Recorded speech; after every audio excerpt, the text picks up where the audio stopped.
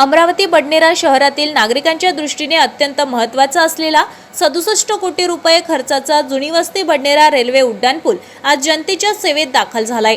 केंद्रीय रस्ते वाहतूक मंत्री माननीय नामदार नितीन गडकरी, मुख्यमंत्री देवेंद्र फडणवीस आणि महसूल मंत्री व पालकमंत्री चंद्रशेखर बावनकुळे यांच्या हस्ते ऑनलाईन पद्धतीने या पुलाचे भव्य लोकार्पण संपन्न झाले।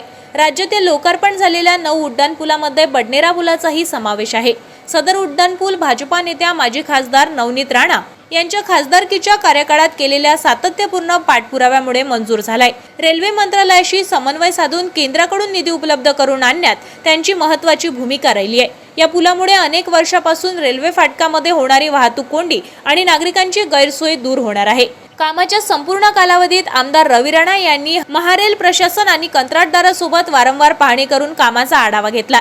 त्यांच्या पाठपुराव्यामुळेच हे काम जलद गतीने झालंय। लोकार्पणानंतर बोलताना आमदार रवी राणा म्हणाले की जुनी वस्तीतील नागरिकांची दुसरी महत्त्वाची मागणी असलेल्या अंडर बायपासचे काम येत्या 8 दिवसात सुरू होणार आहे। उड्डाणपूल आणि अंडर बायपास या दोन्ही सुविधा लवकरच नागरिकांना मिळतील। माजी खासदार नवनीत राणा म्हणाले की पद नसले तरी जनतेच्या विकासाचा ध्यास कायम आहे। हा उड्डाणपूल अमरावती बडनेरा जनतेच्या सेवेचा साक्षीदार आहे।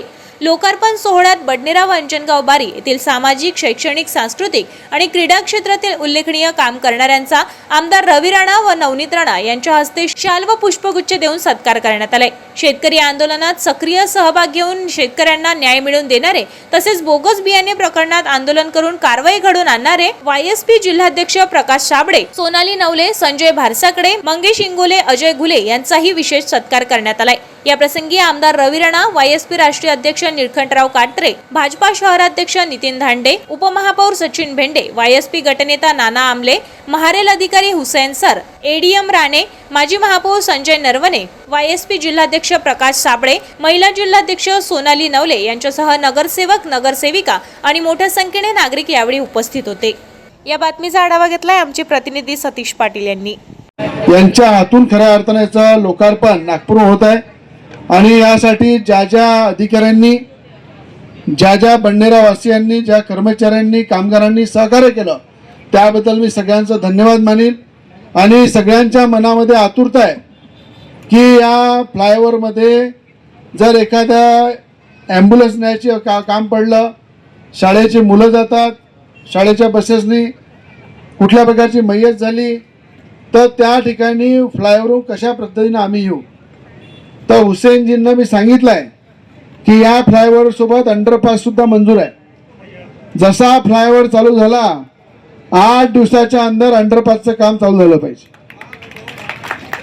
8 दिवसामध्ये अंडरपासचं काम चालू करून त्या ठिकाणी सगळ्यांनी डोक्यामध्ये ठेवा, या ठिकाणी मशानभूमी आहे।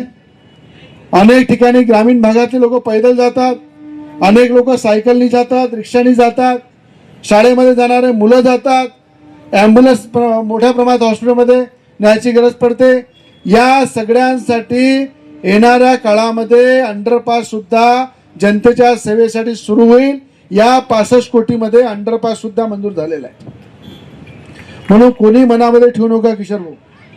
आपल्याला मोहन भाऊ सुद्धा इथे उपस्थित आहे, बडनेराचे नवी वस्ती, जुनी वस्ती सगळे आहे की सगळ्यांची मागणी होती की अंडरपास लवकर झाला पाहिजे, म्हणून तातडीनं आपण अंडरपासचं सुद्धा या ठिकाणी काम चालू करताय। काही वेळ, काही दिवस आपल्याला त्रास होणार आहे, पण तो त्रास सहन यासाठी करायचा आहे की परमनंट सोल्युशन काढायचं आहे। म्हणून अंडरपास सुद्धा या ठिकाणी आपण लवकरच या ठिकाणी सुरू करू। त्याचप्रमाणे बडनेराचा जो फ्लायओव्हर आहे, जो नव्या वस्तीतून आपल्या कात्रे मामांच्या घरासमोरून जो ब्रिज जाते त्या ब्रिजवर अनेक ॲक्शन होता। गिरीशपुंजी साहेब बसलेले आहे, इथे अनेक बडनेराचे सगळे नागरिक आहे, हरभजन सिंग सुद्धा आहे की त्या ठिकाणी त्या ब्रिजचं साठी 115 कोटी रुपये मंजूर आहे। टेंडर झालेलं आहे, त्या ब्रिजचं काम चालू आहे आणि तो ब्रिज सुद्धा नवनीत राणांनीच त्या काळामध्ये मंजूर करून आणला। त्या ब्रिजचं आपण 4 लाईन करत आहे आणि 4 लाईन झाल्यामुळं मोठ्या प्रमाणात हा जो रस्ता आहे बडनेरा अमरावती रस्ता, ह्याची जी वाहतूक आहे तो ब्रिज लहान असल्यामुळं अनेक ॲक्सिडेंट होतात। त्या ब्रिजला आपण 4 लाईन करताय, त्या ठिकाणी काम सुद्धा सुरू झालेलं आहे। म्हणून तो सुद्धा जवळपास 125 कोटी रुपयाचा ब्रिज हा सुद्धा लवकरच जनतेच्या सेवेमध्ये आपण पूर्ण करताय।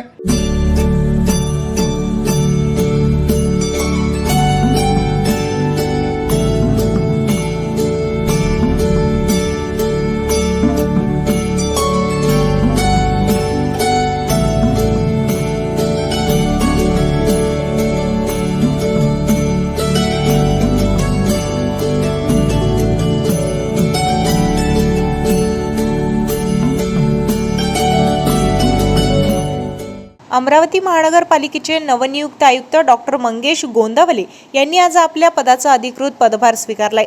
पदभार स्वीकारल्यानंतर त्यांनी सर्वप्रथम पत्रकारांशी संवाद साधत आगामी काळातील महानगरपालिकेच्या कामकाजाबाबत आपली भूमिका स्पष्ट केली आहे. यावेळी शहरातील स्वच्छता, घनकचरा व्यवस्थापन, उद्यान विभागातील मनुष्यबळ वाढविणे, महानगरपालिका शाळांची देखभाल व गुणवत्ता वाढ तसेच नागरिकांना अधिक सक्षम आणि प्रभावी आरोग्य सेवा उपलब्ध करून देणे या विषयांना प्राधान्य दिले जाणार असल्याचे त्यांनी सांगितले आहे.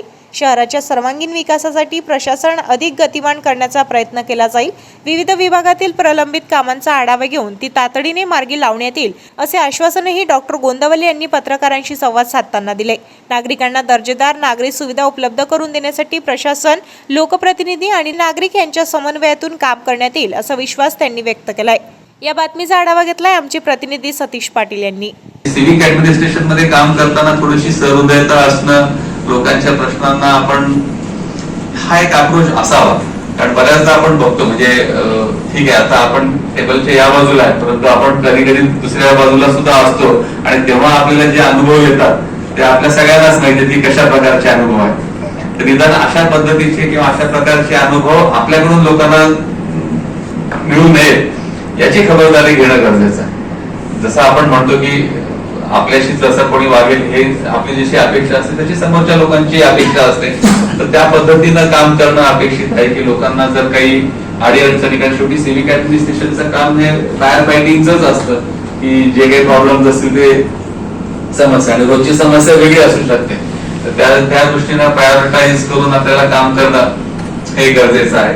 पारदर्शकता असावी सगळ्यात महत्वाचं आहे, कारण इथे तुमच्यावरती आरोप होत राहतात. मातोश्री सौ विमलाताई पाटील उभाळ शिक्षण संस्था परतवाडा अमरावती द्वारा संचालित डॉक्टर पंजाबराव देशमुख कृषी विद्यापीठ अकोला द्वारा मान्यता प्राप्त कृषी तंत्र विद्यालय भिलोणा तालुका अचलपूर जिल्हा अमरावती द्विवर्षीय कृषी तंत्र पदविका अभ्यासक्रम प्रवेश सूचना. शैक्षणिक पात्रता 10वी उत्तीर्ण. कालावधी 2 वर्षे. कालावधीचा नियमित अभ्यासक्रम द्विवर्षीय कृषी तंत्र पदविका अभ्यासक्रम. प्रवेश 60. प्रवेश अर्ज भरण्याकरिता वेबसाईट www.pdkv.ac.in. प्रवेश अर्ज भरण्याची अंतिम तारीख 2 जून 2026 ते 1 जुलै 2026 पर्यंत. ऑनलाईन अर्ज भरण्याकरिता इच्छुक विद्यार्थ्यांनी सर्व मूळ प्रमाणपत्रासह विद्यालयाशी संपर्क साधावा. अधिक माहितीसाठी व मोफत मार्गदर्शनासाठी संपर्क करा. कृषी तंत्र विद्यालय भिलोणा तालुका अचलपूर जिल्हा अमरावती. प्राचार्य AS काळे. संपर्क 99 21 55 95 11. कृषी पर्यवेक्षक NB मोहोळ. संपर्क 97 66 28 73 05. लिपिक ND गोमाशे. संपर्क 91 58 23 11 05. जिल्ह्यातील भातकुली तालुक्यातील वणली गावातील शेतकऱ्यांनी शेतमोजणीच्या कार्यवाही विरोधात जिल्हाधिकाऱ्यांकडे निवेदन सादर करून मोजणीला तात्पुरती स्थगिती देण्याची मागणी केली आहे. शेतकऱ्यांच्या म्हणण्यानुसार सध्या खरीप हंगामाची पेरणी पूर्ण झाली असून अनेक शेतामध्ये पिके उगवू लागली आहेत. आधी शेतातील पिके हरिण, रानडुक्कर, नीलगाय, रोही यांच्या वर्दळीमुळे नुकसान होत आहे. अशा परिस्थितीत अचानक शेतमोजणी सुरू करण्यात आल्याने उभ्या पिकांचे नुकसान होण्याची भीती निर्माण होत आहे. यापूर्वी काही काळ मोजणी होणार नसल्याचे सांगण्यात आल्याने शेतकरी शेतीच्या कामात व्यस्त झाले होते. मात्र अचानक काही शेतकऱ्यांना नोटीस देऊन मोजणी सुरू करण्यात आल्याचा आरोप करण्यात आला आहे. तसेच अनेक शेतकऱ्यांना अद्याप मोजणीची नोटीसही मिळालेली नसल्याने या प्रक्रियेबाबत संभ्रमाचे वातावरण निर्माण झाल्याचे शेतकऱ्यांनी निवेदनात नमूद केले. शेतकऱ्यांचे म्हणणे आहे की सध्याच्या काळात शेतात यंत्रसामग्री आणि कर्मचाऱ्यांची ये-जा झाल्यास उभ्या पिकांचे मोठे नुकसान होईल. त्यामुळे आर्थिक फटका बसून उदरनिर्वाहाचा प्रश्न गंभीर होऊ शकतो. यामुळे पिके सुरक्षित होईपर्यंत शेतमोजणीला स्थगिती द्यावी आणि शेतकऱ्यांचे आर्थिक नुकसान टाळण्यासाठी जिल्हा प्रशासनाने तातडीने हस्तक्षेप करावा अशी मागणी विजय श्रीराम अवगड यांच्यासह वणली गावातील अनेक शेतकऱ्यांनी केली आहे. वणली तालुका भातकुली. आमचं निवेदन असं आहे की यावेळेस पावसामुळे पाऊस कमी असल्यामुळे पहिलेच पिकं निघत नाही आहे आणि त्याच्यामध्ये भूमी अभिलेख कार्यालयाने मोजणीचा सुरू केलेली आहे. त्यांना आम्ही विनंती केली की काही दिवसापूर्वी स्थगित करून पिकं मोठं झाले की तुम्ही मोजणी करायला काही आमचा हरकत नाही आहे. पण त्यावेळेस आता छोटी सध्या पिकं लहान आहेत त्याच्याकडनं नुकसान होऊन राहिलं. पहिलेच आम्ही वन्य प्राणी जंगलातनं नुकसान करतात त्याच्याखाली परेशान आहे. तरी पण भूमी अभिलेख कार्यालय ऐकण्याच्या मनस्थितीत दिसत नाही. या अनुषंगाने आम्ही कलेक्टर साहेबांना भेटलो, निवेदन दिलं आणि कलेक्टर साहेबांनी सांगितलं की मी त्याच्यात हे करून बोलून त्यांच्यासोबत मी विषय तुमचा मार्गी लावतो असं आम्ही बोलणं झालं आणि आम्ही साहेबांना भेटून परत आलो. नाव ओनली रमेश अवगड, अमरावती.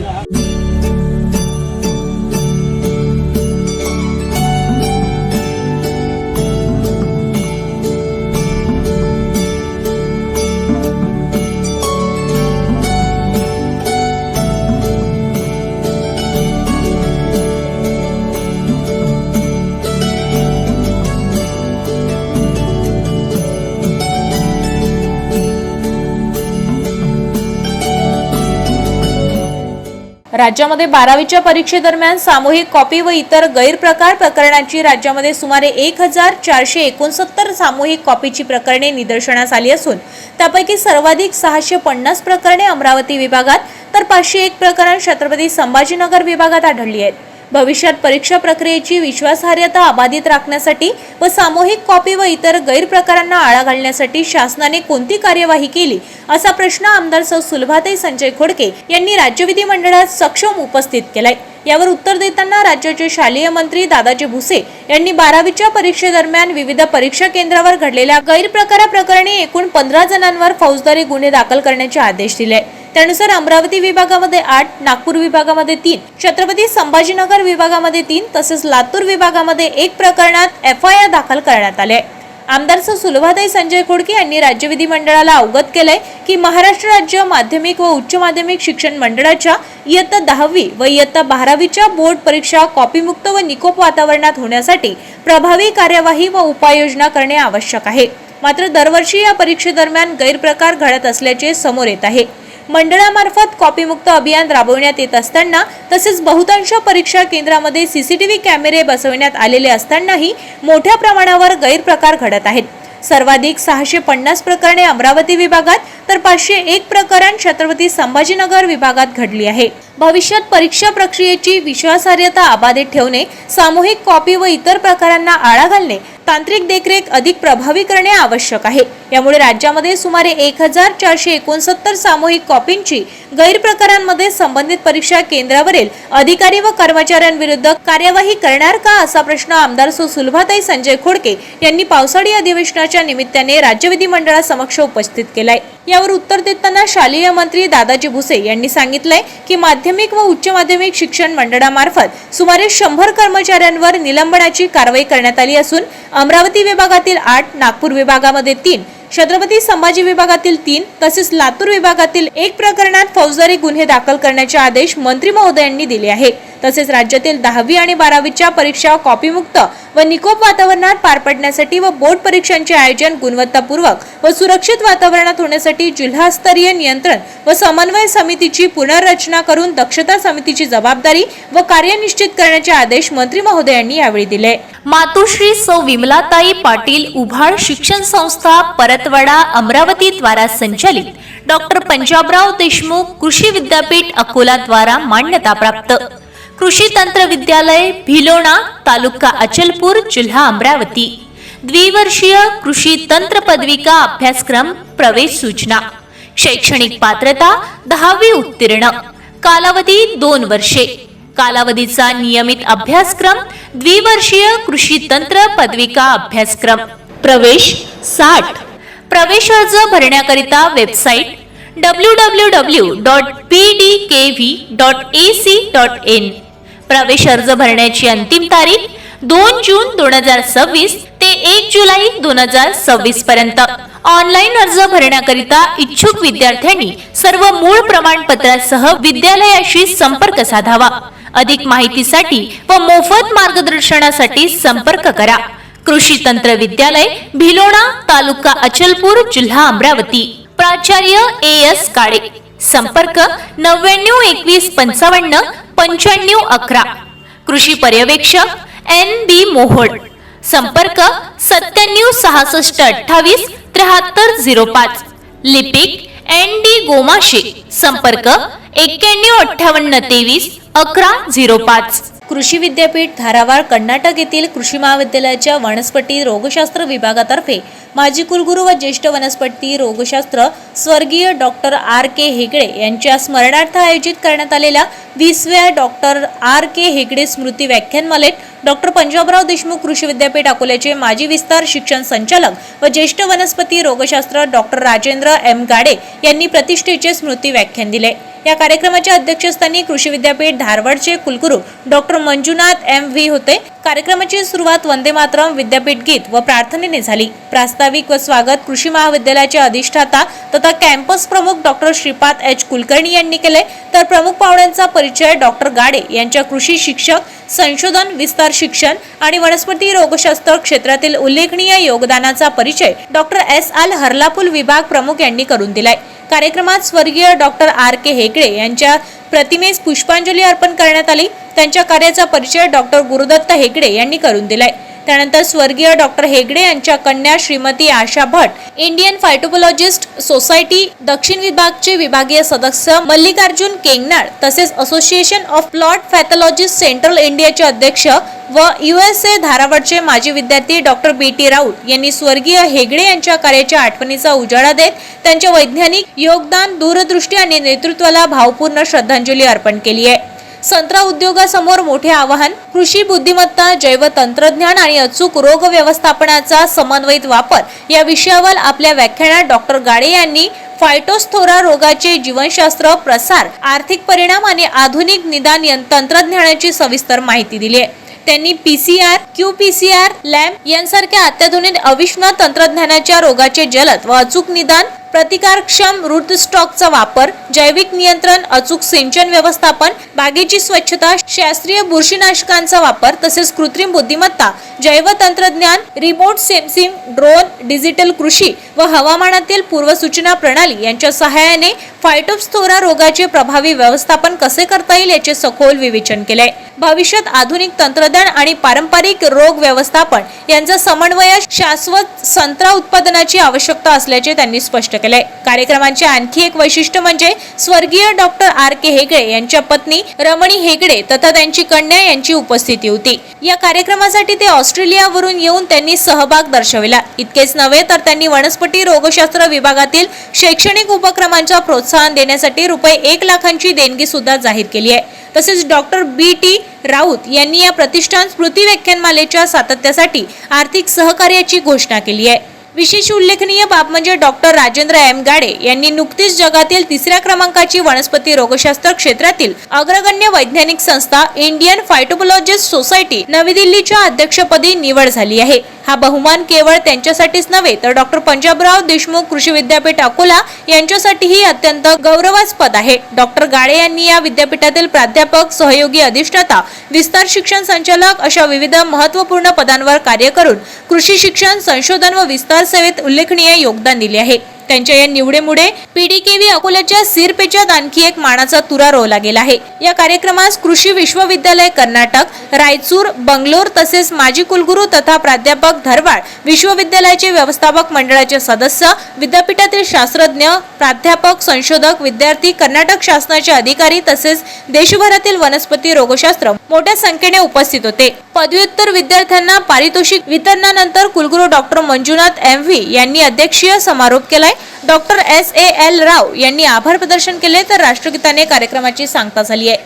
आपल्या शहरातील ताज्या घडामोडी व बातम्या बघण्यासाठी नंबर 1 न्यूज चॅनल अमरावतीला सबस्क्राईब करा, लाईक करा आणि शेअर करा।